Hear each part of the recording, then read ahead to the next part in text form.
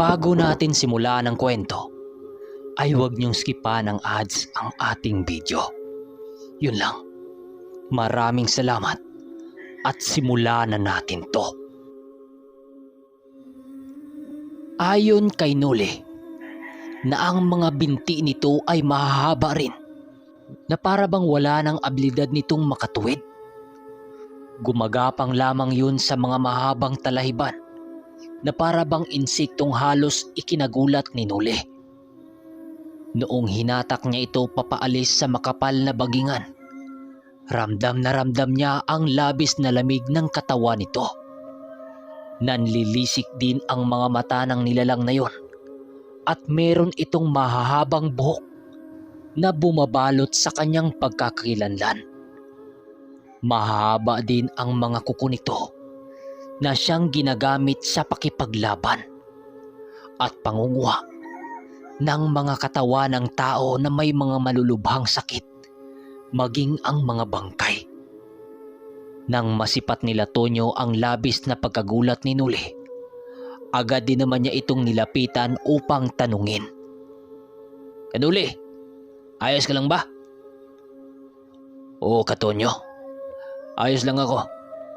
Nagulat lang ako dahil ang buong akala ko, busaw ang nahuli ko," sagot ni Noli.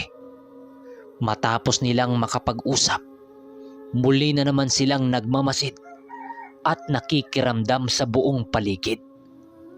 Alam nilang nakipaglaban na noon sila Manong Duming at Mang Carpio, kung kaya't pinili nilang maging alerto para sa mga susunod na maaring mangyayari.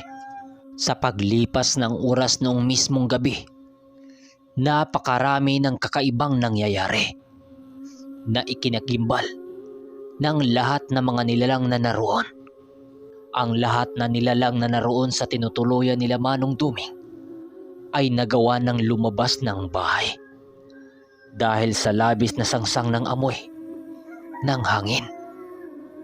Sa pagsilabasa ng mga ito, tanging 4 na lamang na mga babaylan ang nagbabantay sa mga kasama nila. Nang mapansin ito ni Noli, agad din naman niya itong sinabi kay Katonyo. Nang marinig ni Tonyo ang sinasabi niya, pinili nila gumawa ng aksyon upang maprotektahan ang mga albularyong sugatan.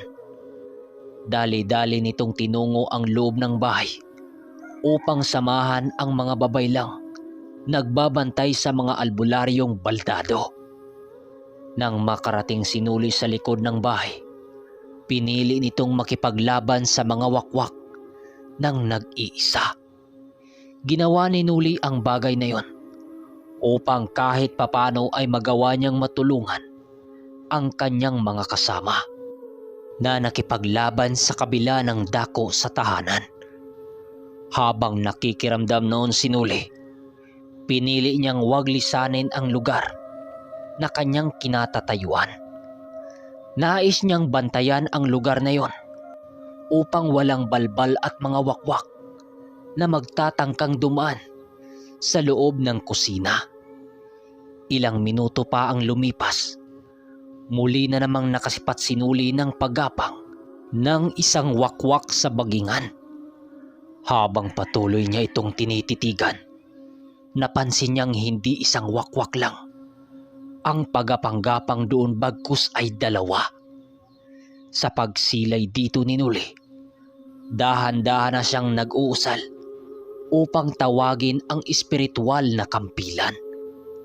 Sa pagkuha niya dito, pinili niyang iikot ang kanyang paningin upang walang wakwak at balbal ang magtangkang pumuslit sa loob ng bahay habang siya ay nakikipaglaban. Nang masipat niyang tanging 2 wakwak lang ang nasisipat niya sa buong paligid, pinili niyang sugurin ito ng buong lakas. Alam niyang nakikita siya ng balbal na yon at yung mga wakwak, kung kaya't hindi na niya nagawang magpuslit sa paligid. Sa pagtakbo ni Noli papalapit sa mga ito, halos magpulasa naman ang 2 wakwak sa kanyang sinugod. Paglapit niya ng paglapit sa mga ito, Agaran din naman niya itong inundayan ng tabak pero hindi niya ito nagawang tamaan. Habang patuloy siya nitong pinaulanan ng pag-atake, pansin ni Nuling para bang sumusunod lamang sa hangin ang mga katawan nito. Hindi mo kami kayang matamaan ng iyong patalim, antingero. Sa dinarami-rami ng mga albularyong nakain namin, marami na kaming nataglay na abilidad ng mga taong mayroong pinangangalaga ang mutya. Nagsasayang ka lang ng iyong lakas, Bunggaitan. Wika ng isang wakwak habang tumatawa ng nakakaasar. Kasabay ng pagsalita nito ay ang walang awang pagsugod ni Nuli sa mga kalaban. Pero kahit anong gawin niya sa mga oras na yon, ay halos hindi niya nagawang tamaan ang mga ito. Kahit anong liksi at bilis na kanyang pinapamalas, ay hindi talaga niya ito kayang dakpin. Habang patuloy siyang nakipaglaban sa mga wakwak, biglang natigilan si Nuli nang marinig niya ang tinig ni Lantian na nagsasalita sa kanyang isipan ng, "Huwag mong pagurin ang katawan mo, tao. Ang kinakaharap mo ngayong kalaban ay merong mutya ng tanglad. Magiging mahirap sa iyo na labanan ang mga kalaban ng mga ataking kanilang nasisilayan ngayon. Para yang dahon ng tanglad na sumasabay lamang sa simoy ng hangin. Gamitin mo ang mga pag-ataking hindi nila inasahan upang sila ay iyong mahuli." Nang marinig ito ni Nuli, muli niyang inalala ang kanyang mga abilidad na hindi pa gaanong nagagamit. Nang maalala niya ang kanyang pinapamalas sa mga aswang doon sa palayan, dahan-dahan ang nakabuo ng plano ang antingerong si Nuli. Habang patuloy siyang nakipaglaban sa mga ito, naghahanap siya ng isang perpektong pagkakataon upang isagawa ang kanyang mga pinaplano. Sa patuloy niyang pagsugod sa mga yon, tanging pagtawa lang naman ang ginawa ng mga ito, na parang pinaglalaruan lang ng mga ito ang ginagawa ni Nuli. "Isang hamak na antingero ka lang. Wakwak kami. Anong magagawa mo kung hindi mo magawang idapo ang inyong kamay sa aming mga katawan? Magsisilbing katawa-tawa lamang ang iyong abilidad para sa tulad namin." Wika ng isang wakwak. Habang nagsasalita ang wakwak na yon, hindi naman sila nagawang tantanan ni Nuli. Ilang minuto pa ang lumipas, biglang nakasipat si Nuli ng isang pagkakataon na hindi niya maaring palagpasin. Nang tuluyan na siyang makalapit sa mga aswang na yon, bigla naman niyang pinapalipad ang dalawang espiritual na espada na kanina pa niyang tinatawag. Ang espadang kanyang tinatawag noon ay ang espada ni San Miguel. Nang mahawakan na ni Nuli ang mga wakwak na yon, ay halos napuno sila ng pagkagulat sa kanilang mga isipan. Kahit anong pagpupumiglas na ginawa noon ng dalawang wakwak, ay hindi nila magawang matakasan ang mga kamay ng Bunggaitan. Pinaulanan na noon ng mga pag-atake si Nuli pero hindi niya ito iniinda dahil sa bawat pag-atake ng mga wakwak sa kanya, dahan-dahan namang humihigpit ang kanyang paghawak sa liig nito. "Huwag ninyong madali ng inyong kamatayan. Kahit anong gawin ninyo, hindi nyo matatakasan ang mga kamay ko." Wika ni Nuli. Matapos niyang magsalita, ay dahan-dahan siyang tumitingin sa mga wakwak. Kasabay ng pagsipat ni Nuli sa mga ito, ay ang paglitaw ng isang mukha ng diwata sa kanyang likuran. Isa ito sa mukha ng diwatang si Barangaw na labis na ikinagulat ni Nuli. habang siya ay nakatitig sa mga aswang. Bigla siyang nagulat nang makarinig siya ng paghinga ng malalim. Nanggagaling ito sa kanyang likuran. Alam niyang sa kanya ito nanggagaling, kung kaya't hindi napigilang itong kapain ni Nuli. Nang mahawakan ni Nuli ang mukhang yon, ay halos matitigilan siya sa kanyang pagsasalita dahil sa gulat.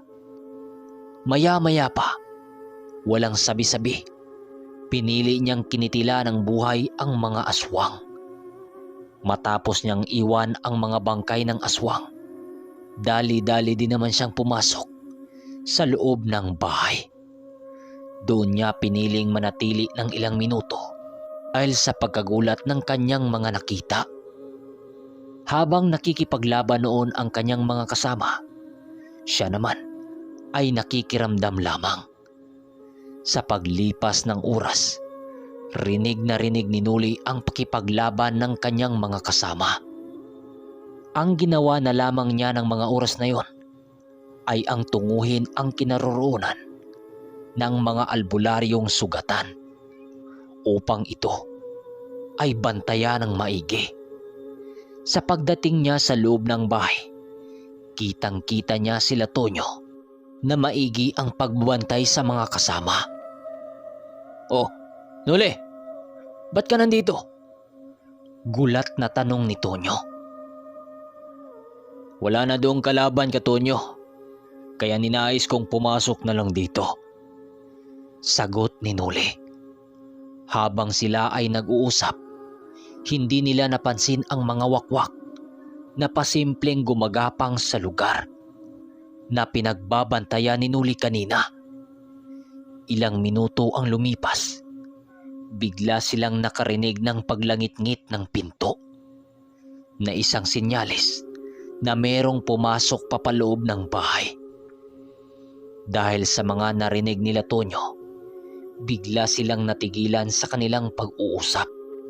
4 lang sila noon sa loob ng mga albularyo, kung kaya't matinding pakikiramdam ang kanilang ginagawa. Nang hindi na makatiis ang dalawa nilang kasama, pinili nilang iwan ang nagbabantay na sila Tonyo at Nuli. Sa paglabas ng babaylan sa pintuan, agaran din naman silang hinatak ng mga wakwak na nakikiramdam sa paligid. Ang mga itinanim nilang mga pangontra noon ay napawalang bisa dahil sa may ilang mga wakwak ang lumason sa mga pangontrang yon. Nang hindi na nila Nuli marinig ang kanilang mga kasama, pinili nilang pagbantayan ng buong paligid. Ilang minuto pa ang lumipas, may dahan-dahan ang pumasok sa loob ng silid sa mga albularyo. Pagsilay nila kung saan ang mga naglangit-ngit, ay halos magimpal sila Nuli dahil ang tinatawag na mga balbal ay nakita na nila sa kanilang harapan.